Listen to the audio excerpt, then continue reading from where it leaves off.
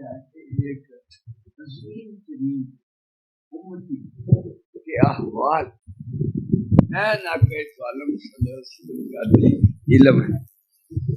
اسے جب پڑھتے ہیں نا تو ہمارے سینے کو اور عروج ملتا ہے نا. علی حجویری کو جب پڑھتے ہیں تو وہ اس کے سینے کے فیوز و برکات اللہ پاک ہمیں بھی عطا کر.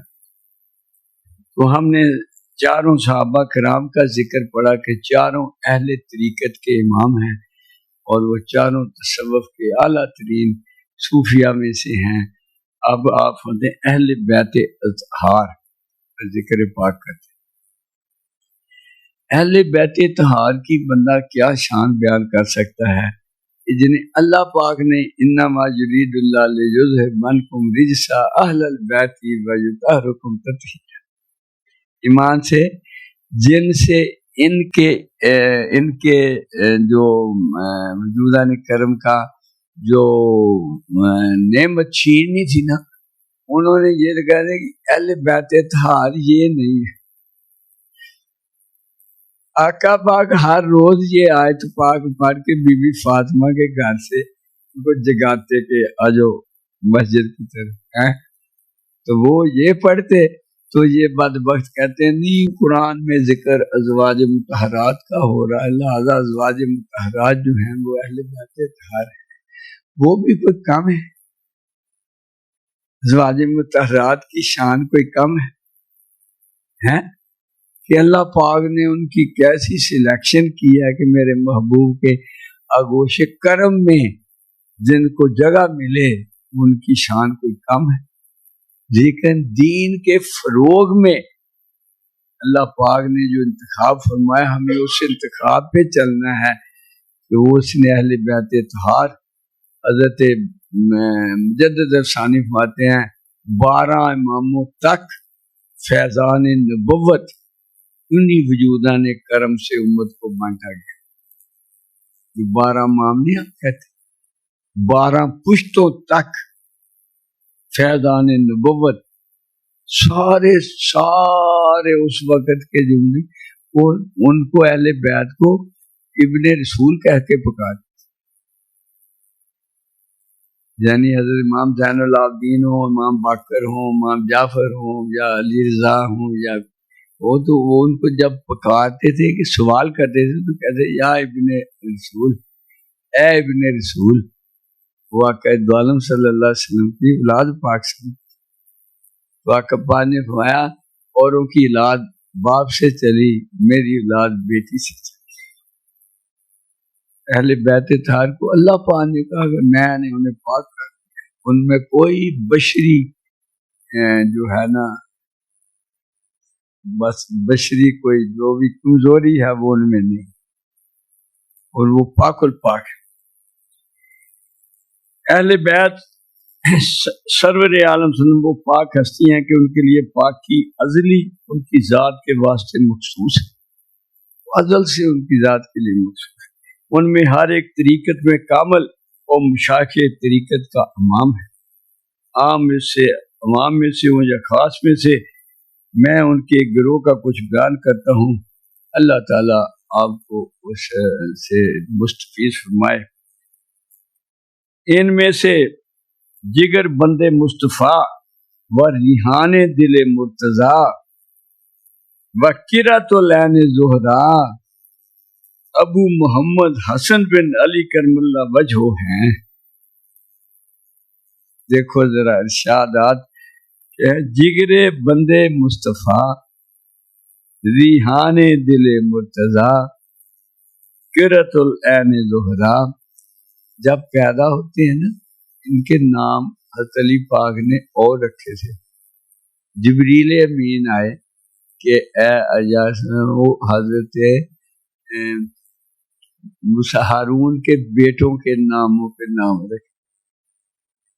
وہ عبرانی میں کچھ اور نام شبیر اور شبر, شبیر اور شبر, ان کے عربی میں نام حسن اور حسین.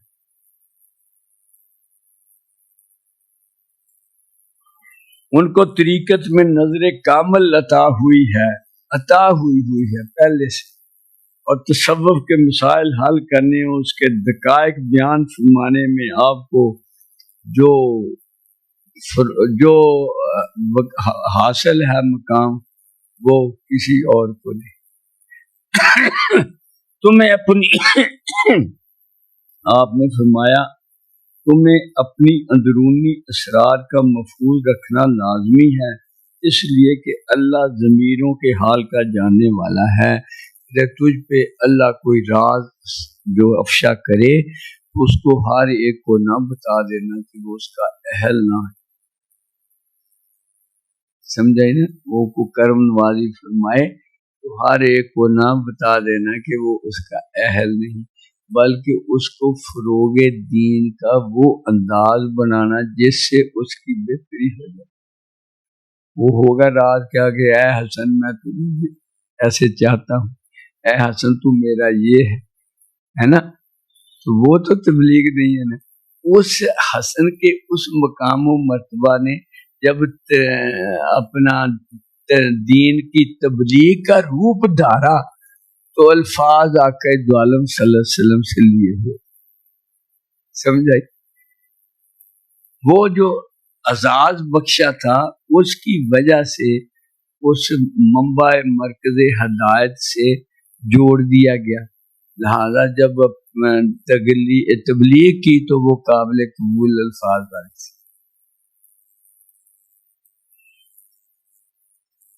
اس کا مطلب ہے کہ بندہ کو حکم ہے کہ راز کے معاملہ پر نگاہ رکھے، اس کی محافظت ہمیشہ کرتا رہے۔ تو راز الہیہ کا نگاہ رکھنا عدم اتفاق کی بالاغیار کو مستلزم ہے۔ بڑے بڑے فکر مشکل لکھے ہوئے ہیں، میں نے آگے یمن سے ڈکشنری نکال کے لازم ہے۔ اور اظہار راز کی محفظ کرنا مخالفت جبار کو بھی، یہ یعنی اللہ جو راز بخش اس راز کو راز رکھتے۔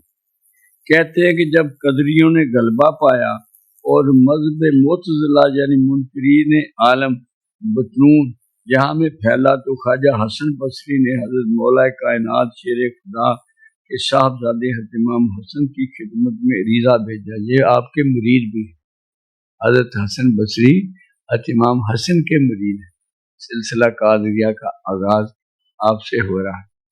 تو وہ آپ نے جو کہا یہ قدریہ کون تھے، یہ کہتے ہیں یہ تقدیر کا لکھا سب کچھ ہو رہا ہے، یہ ہمارا کوئی قصور نہیں، سمجھائی؟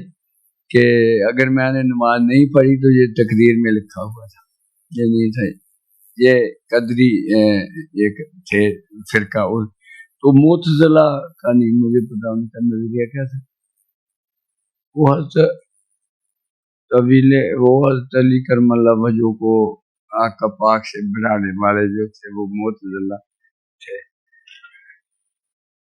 تو آپ نے خط لکھا، اس میں کا سلام ہو آپ پر اے فرزند سرور دو عالم، نور چشم رسول اور خدا کی رحمتیں اور برکتیں آپ پر ہمیشہ رہیں۔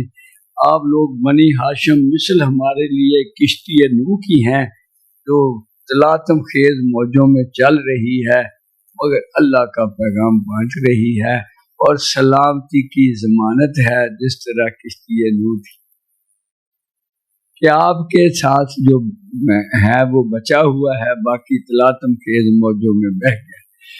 بڑی آگے ہی تھا نا دین میں، قدری نکلائے، معتزلہ نکلائے، یہ وہ سارے آپ وہ ستارے ہیں کہ جو ان کی پیروی اور رہنمائی کے مطابق چلا اس کو اس میں امن مل گیا، اور جو آپ لوگوں کو پیروی کر لے گا وہی نجات پائے گا۔ آپ کا کیا ارشاد ہے اے ابن رسول، ہمارے اس دور میں جو قدریوں کی وجہ سے پیدا ہوا اور وہ اختلاف جو اپنی اپنی معلومات کے متحد پیدا ہو گیا ہے، تاکہ ہم سمجھ سکیں کہ اس وقت آپ کا مسلک کیا ہے۔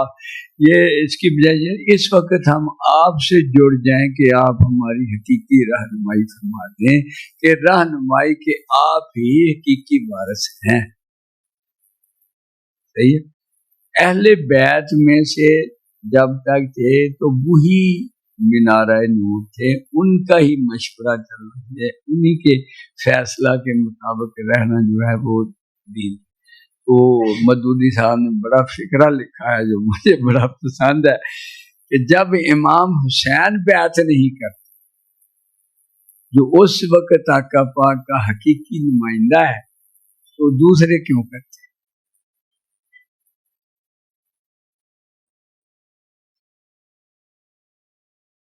آپ نے آگے سے جواب دیا، آپ کی تحریر ملی، میں جو آپ نے اپنی حیرت کے متعلق لکھا ہے اور ہماری امت کے متعلق مسئلہ قدر میں لکھا ہے، اس کی باوجود ہماری رائے بہت ہی سیدھی سادی ہے کہ جو شخص قدر خیر و شر من اللہ پر ایمان نہ لائے وہ کافر ہے، کہ اللہ ہی کی طرف سے خیر اور شر کی تقدیر اسی کی طرف سے ہے، مگر بندے کو اس نے فعل مختار بنایا ہے، اس کو بتایا ہے کہ یہ سیدھی راہ ہے، یہ غلط راہ ہے، اس کو اختیار دیا گیا ہے جو وہ کر لے، لہذا برے فعل کی نسبت اللہ سے کرنا، کہنا کہ یہ اس نے نہیں لکھا تھا تقدیر میں اس لیے میں نے نماز نہیں پڑھی، یہ جو کہنا ہے یہ جرم،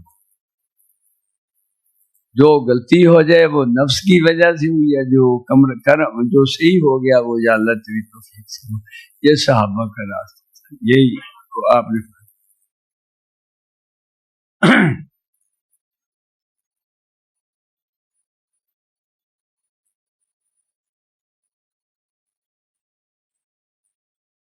جنگل سے ایک عرابی آیا اور امام حسن بصری رضی اللہ تعالیٰ اس وقت کوفہ میں ایک مکان کے دروازے پر تشریف فرما تھے، اس نے امام حسن سے بہت گالی گلوچ کی،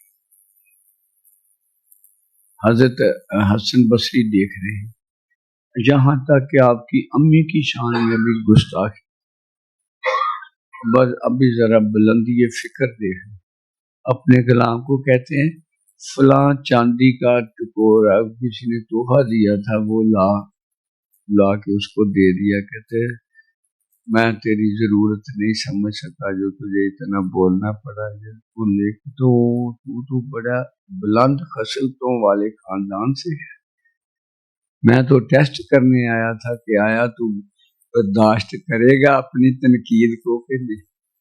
اخیر تنقید کی بی بی فاطمہ پاک پہ کو بھیجا ہوا بندہ تھا ٹیسٹ کے لیے، اللہ کی طرف سے تھا، کیونکہ بعد میں اس نے پھر اعلیٰ ترین فکر کہہ کہ میں تو ٹیسٹ کرنے آیا تھا، تو ہی اس وقت رہنمائی کے مینار،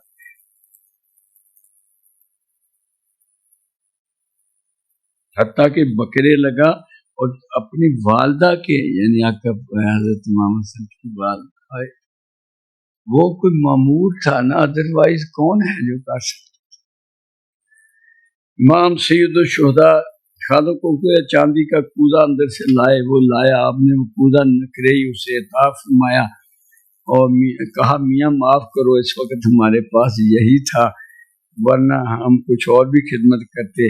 عرابی نے جب یہ الفاظ سنے اور جب یہ سخاوت دیکھی تو پکار اٹھا، میں گواہی دیتا ہوں آپ ابن رسول ہیں، آپ ہی وارث ہے آقا پاک کے علم، اور میں صرف آپ کے حلم اور قسم گیز کے تجربہ کے لیے آیا تھا، اور یہ صفت محققان مشائخ کی ہے کہ وہ مدح اور مدح کا الٹ کیا ہوتا ہے؟ ذم، مدح اور ذم خلائق ان کے نزدیک یکساں ہوتے، ان کی تعریف کی جائے وہ بھی اللہ سے جو ہے، وہ دوسرے کہتے ہیں میں اسی کے لائق، وہ کوئی تاثر نہیں، یہ تھا۔ چلو